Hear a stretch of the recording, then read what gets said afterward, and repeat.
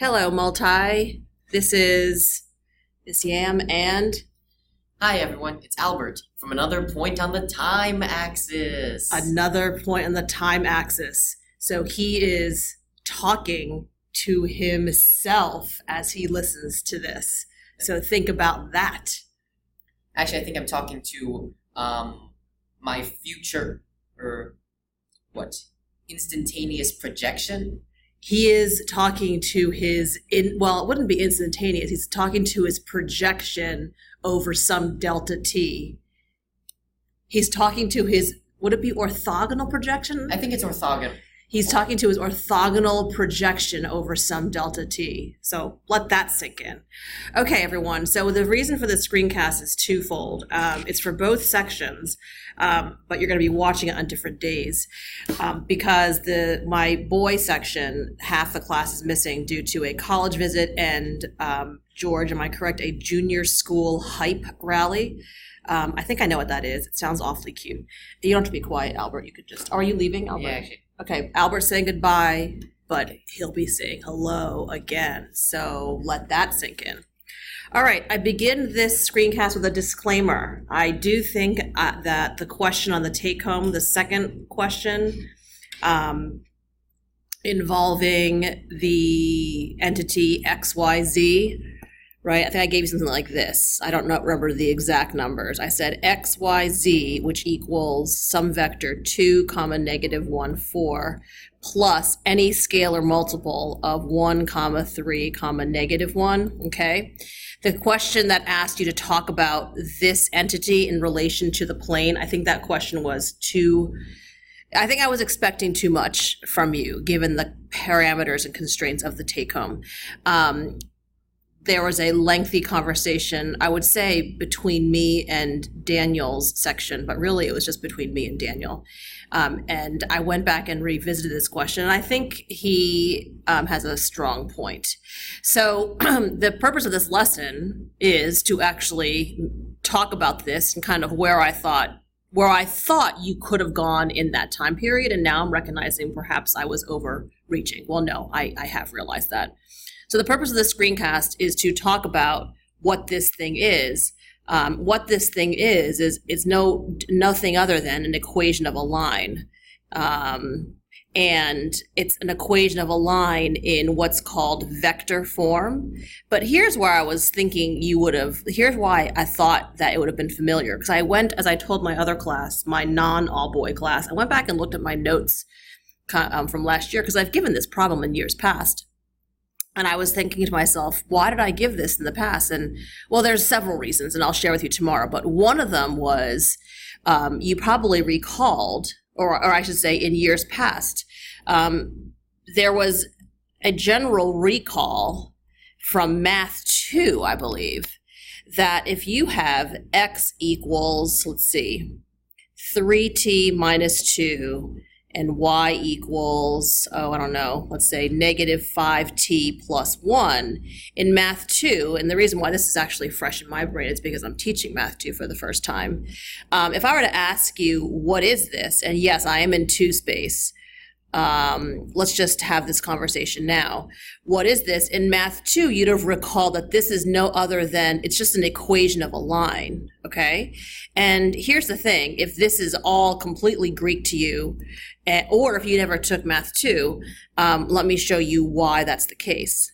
Well, let me show you. So if you look at this set of, by the way, this is a set of parametric equations. Okay, parametric equations always occur in a set. And what happens is when you have equations defined parametrically, what you do is you kind of separate the x and y, you free them from their explicit tied relationship and express both x and y in terms of a third variable that we refer to as the parameter. And 99% of the time that parameter is t. Okay, but why is this an equation of a line? Well, I can do that very simply. I could just say, I'm just going to take this equation, the first one, and I'm going to solve it for t, and I get x minus 2 all divided by 3 equals t. Equals t, right? And then if I just take that and I sub this into the second equation, y equals negative 5 times the quantity x minus 2 all over 3 plus 1. If I go ahead and do this simplification, watch, y equals negative 5/3 x plus 10/3 plus 1, or let's just finish the job here, y equals negative 5/3 x plus 13/3. What you see here is nothing other than an equation of a line, all right? Now, let's go back and make sure we really formally understand what then distinguishes a set of parametric equations that describe a line. If you look at these parametric equations, you'll notice that both x and y are degree 1 functions of t. So x is a function of t, t is raised to the power of 1. Y is a function of t, t is raised to the power of 1, okay? So in general, the takeaway here is that if you have x equals, I'll do this, at plus c, and y equals, let's see, bt plus d, where a, b, and c, and d are constants, okay? This is no other than parametrically defined linear equation, okay? Now, what you can do is the following, watch. Okay, so I'm just going to take this set of parametrically defined linear equations, and again, my point here is that in years past, this was a fairly quick recall, and believe it or not, because I went and consulted my notes pretty vigorously, because I'm generally pretty good about making sure that I meet my classes where I am, and I think I just misread. But here, and I looked at Math 2 as well. Then you go to this. Look what I'm going to do here. All I'm going to do is say, well, let's see, x equals at plus c and y equals bt plus d. Watch, I'm going to write this way, okay? X, y, the vector, right, equals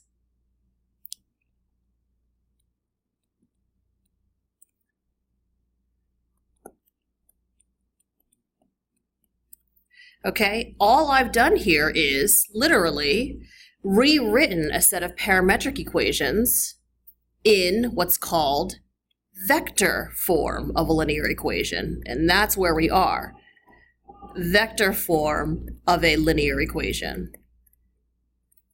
And this is, I think in years past, I'm thinking out loud to myself, you know, I know certainly last year, which is my most recent, I had 2 sections of multilinear algebra GVQ, both fairly large, like in the 16, 14 range.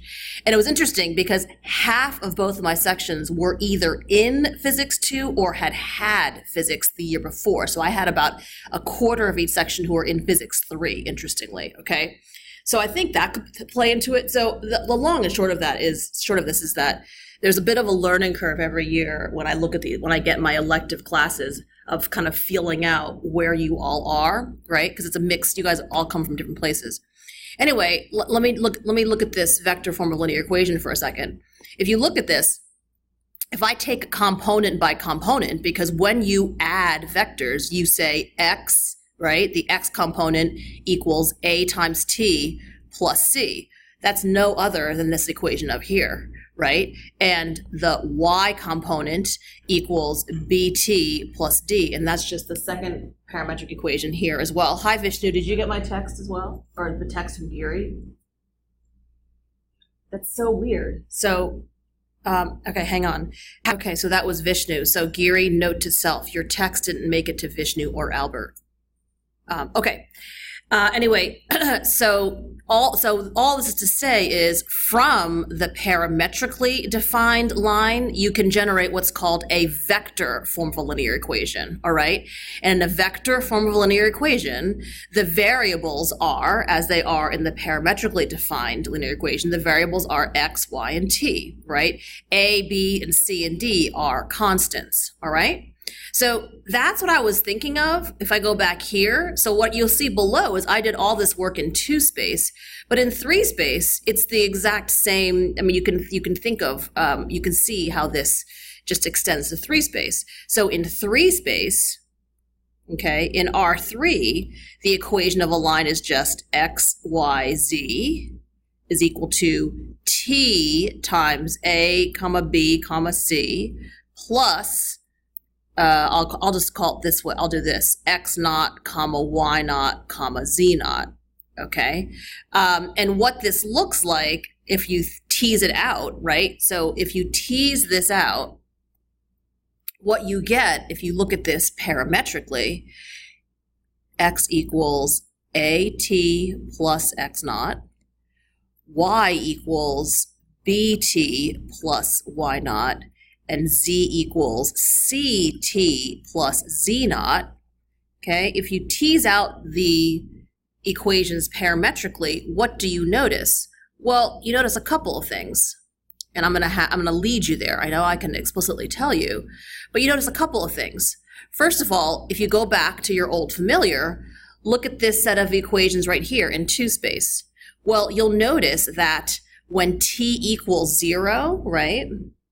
At t equals 0, we have x equals -2 and y equals 1.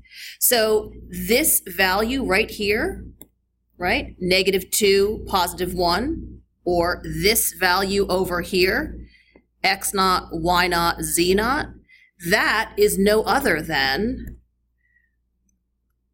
a point on the line. This is a point on the line, okay? And then if you say, okay, this is a point on the line, so this is a point on the line, and yes, I'm describing that point in this case in vector form. This is a point on the line, right? And what happens here is it's a point on the line, and then when you add, right? If you add a scalar multiple of a vector, let's go back over here for a second.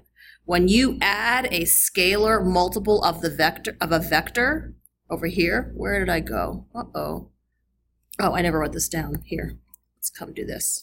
When you add x comma y equals t times 3 -5 plus -2, 1, right? So let me just box this for a second. And George and Trent, this might be your first screencast you've seen from me.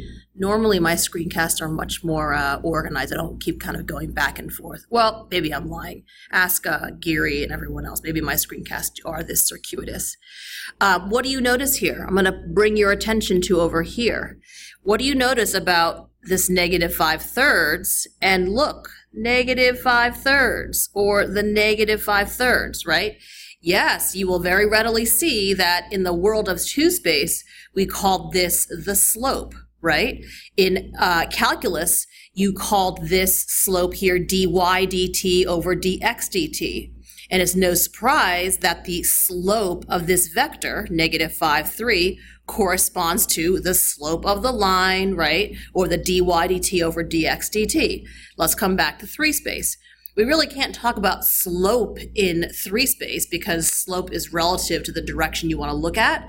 What we can talk about is slope as it is described by a vector, or the degree to which a line, quote unquote, leans, right? I mean, slope is nothing other than a description of how a line kind of leans or slopes in 2 space. The same thing can be said in 3 space. So what you need to understand here is that just like in 2 space, this here is none other than a description of the line's quote unquote slope. Or as I like to say, this is the vector that is parallel to the line. Okay, just like over here, right? This is no other than, when we say a vector is parallel to a line, that's the case in 2 space. A vector is parallel to the line.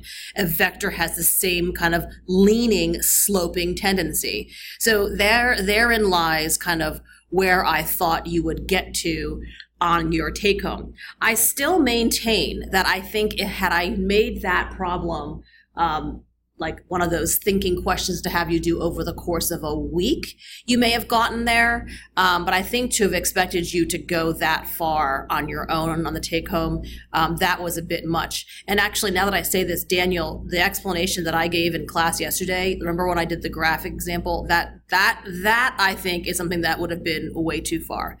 Anyway, I digress. So in the future here, what I want you to make note of from now until the end of time, now you know that you have two new equations of lines, two forms. One is the vector form of an equation of a line and parametric equations form of a line, okay? Or a line described by parametric equations or a line described by a vector form. Now I'd like you to try a question. Okay, I also want to say too, I don't think your multi-text even talks about equations of lines. So this is important. Make sure you have these notes down, okay? And I'm talking to my all boys section here. I know my other section is pretty thorough about their note taking, but the section of all boys, take these notes, please. Make sure you have the notes you need. All right, here's your question, all right? You have two lines. Here's line 1 and line 2, and I gave them to you described parametrically. And here's what I'd like you to do. I'd like you to try to find the vector form of an equation of the line. Okay, so find the line that is both perpendicular to line 1 and line 2. Okay, actually, you know what? Back it up. Here's part A. A, do L1 and L2 intersect? Okay, let's just break it up. Let's do the quintessential Miss Yam ABC, justify. Okay, do L1 and L2 intersect, justify. B, find their point of intersection. Find their point of intersection, because you know, and again, this is just to let you all know, I love the ABCD. All right, so part A, do they intersect, justify. B, find their point of intersection. C, find the equation of the line of intersection. And I'd like you to find the equation of this line of intersection in vector form. Okay? Go ahead and try this, and you can work together or work on your own, but here it is, broken down. Try it and then replay me for the answer.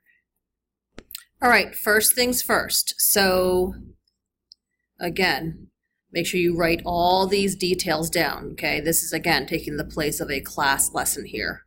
So here's, check my work here. So what I have, I named these two vectors V1 and V2. V1 is the vector parallel to line 1. V2 is the vector parallel to line 2. And I wrote here, since V1 and V1 is not a scalar multiple of V2, the lines are not parallel. And then here's my big but. But in 3 space, does this necessarily mean they don't intersect? The answer to that question is no, and here's why. If you hold 2 pencils up in the air, hold up 2 pencils in the air in 3 space in a way that they're not parallel, and yet you know those 2 lines, so to speak, will never intersect. You'll see what I mean, right? You can just hold them above each other, air quotes, and kind of turn one a little bit. And when you have lines that are not parallel, but they will never intersect, those are called skew lines, okay? So there's a possibility that you could have skew lines. So I said here for part A, well, based on just this analysis, checking if V1 is a scalar multiple of V2, the fact that they're not parallel does not rule out the possibility that they could also not be intersecting in another fashion. That other fashion is skew lines. So I said, let's proceed to part B and see what happens. Now, part B is very important.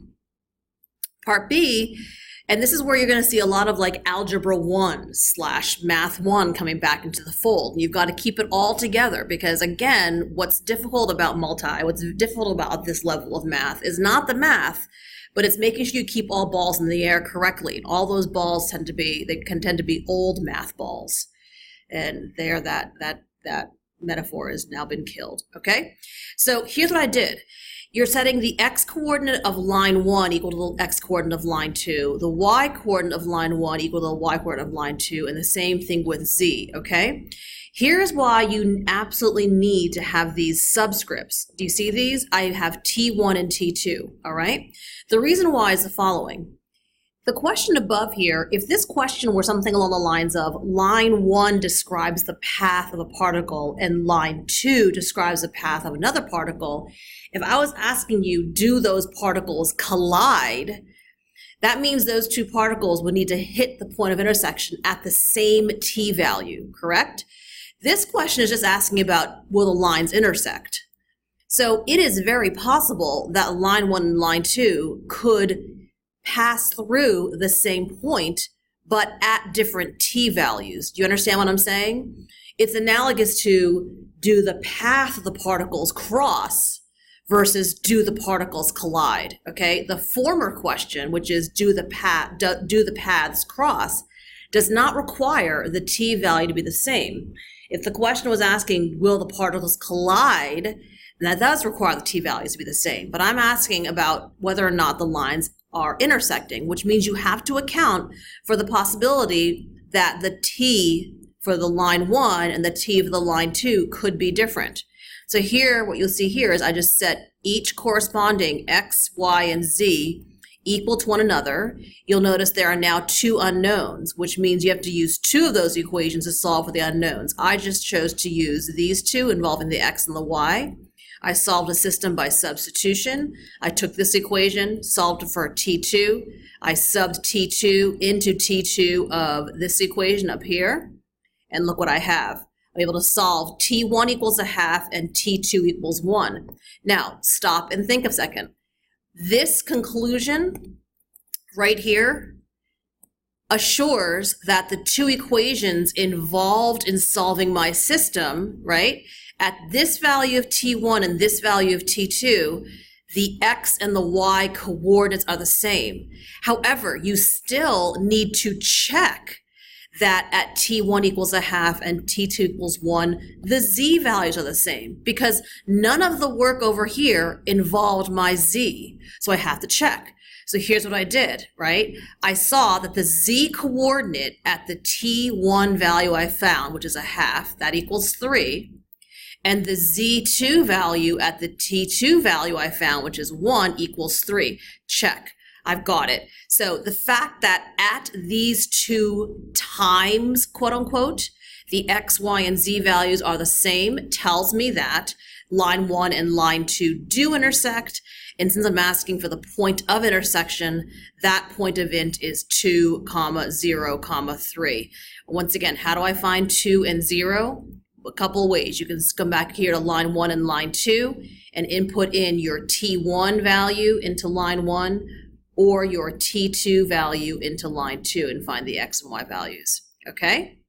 All right, now we are left with part C, and I haven't done that part yet because I wanted to make sure that I talk about this first. Please be sure you go and, again, make the notes you need to make, all right? I'm going to do C now. Okay, and as I was doing line part C, I realized I missed a very important word. Okay, find the equation. I wrote find the equation of the line of intersection. That doesn't even make any sense. If two lines intersect, they don't intersect in a line. What a dingus I am. Sorry. I meant to write find the equation of the line that is perpendicular to L1 and L2. Like, I know I said that at first, and then I wrote the wrong thing.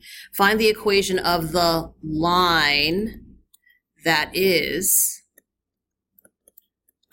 perpendicular to both L1 and L2 and passes through their point of int. Okay, sorry about that, everyone.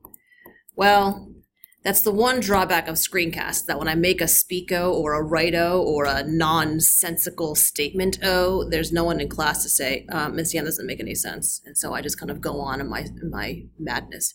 Okay, that's what you're doing. Find the equation of the line that is perpendicular to both L1 and to L2 and passes through a point of intersection. All right, so how do you do part C? Well, I might as well just talk about it right now. You already know, that the vector form of a line, because I think I asked for it in vector form, at the end of the day, I want to obtain an equation of a line in vector form. And you know that looks like this, equals T times some vector, and this vector is the vector parallel to the line you want, plus the other vector represents a point on the line you're looking for. Well, I already have that part. I already have 2, 0, 3. So all I need is to figure out what A, B, and C are, and I will have my vector form of an equation of a line. So I need to find this. What is A, B, C? Well, remember that A, B, C, this is parallel to the line in question. So to the line that you are wanting, the line of interest, so to speak. And because this line is perpendicular to both L1 and L2, this vector here is going to be the cross product of, I think I called it V1 and V2, all right? In this case, that vector is going to be the cross of V1 and V2. Whatever that is, that's going to equal the vector A, B, C. And once you find that, your equation of the line in vector form will be complete. All right, everybody, therein lies your lesson for the day. I'm going to put homework that is relevant to this, and I will see you being my all boy section tomorrow. Bye.